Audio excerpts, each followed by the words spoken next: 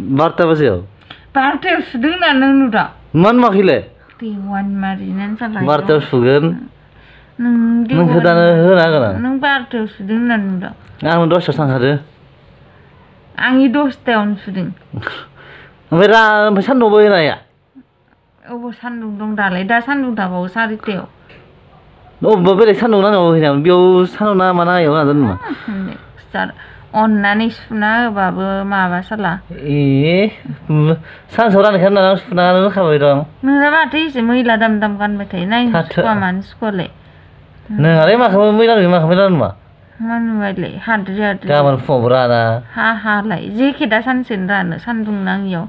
गोजां बोथोराव सान्दुं नांनायाव राना फैनाया नंखो दाना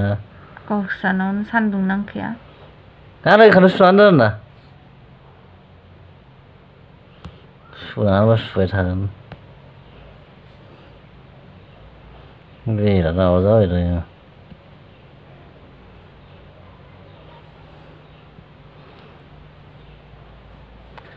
फोरानहै देवानि मारना फैनानै सानसे गोजो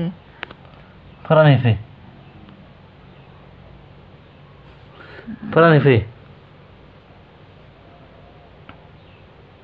उन्दुनो ओंखारना आंथ' जाखांबाय फरायनाया